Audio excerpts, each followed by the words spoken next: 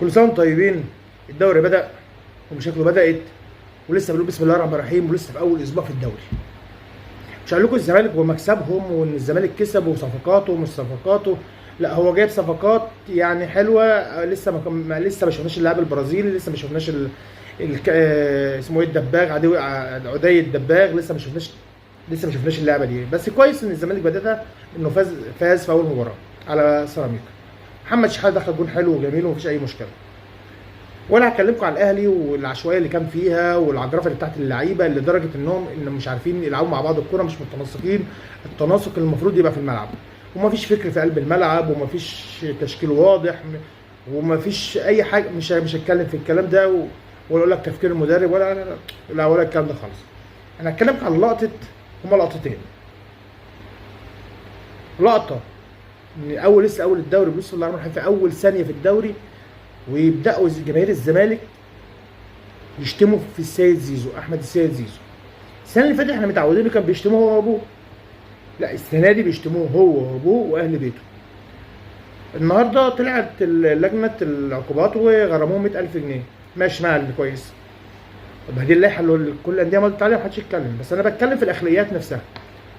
يعني اقل انا اظن يعني ان الكابو او الناس الكبيره في قلب المدرجات في نادي الزمالك ناس كبيره بتفهم، مش متساقين انهم يطلعوا يشتموا احمد السيد زيزو.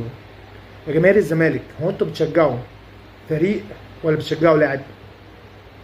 لو بتشجعوا لاعب زي ميسي كده، كل ما يروح فريق تروحوا تشجعوا معاه، او زي محمد صلاح يروح اي فريق بتشجع معاه، خلاص السيد زيزو ساب الزمالك راح الاهلي، خلاص روحوا شجعوا زي زيزو في الاهلي. ولا بتشجعوا فريق اللي يلبس فانيله النادي هو اللي انا اشجعه، من غير ما اغلط في اي حد تاني من بدايتها كده. يعني احنا قايلينها من بدايتها، قلنا اللعيب كل لعيب بيشوف مصلحته، كل نادي بيشوف مصلحته. انتوا بقى بالبدايه كده بتشتموا ليه؟ بتغلطوا فيه ليه؟ هو ده هي بدايه من اول كهربا وامام عاشور وزيزو.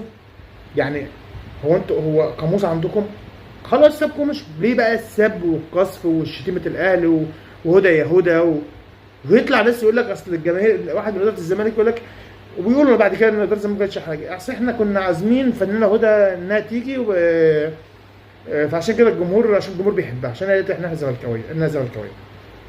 ده كلام يعقل؟ ده كلام يعقل؟ او النهارده السيد احمد زيزو راح النهارده والمحامي بتاعه رفع قضيه على كابو نادي الزمالك. ما ينفعش ان احنا نغلط ونشتم في اي حد مهما كان هو مين. شجع كوره، اصلها في الاخر دي كوره، شجع كوره.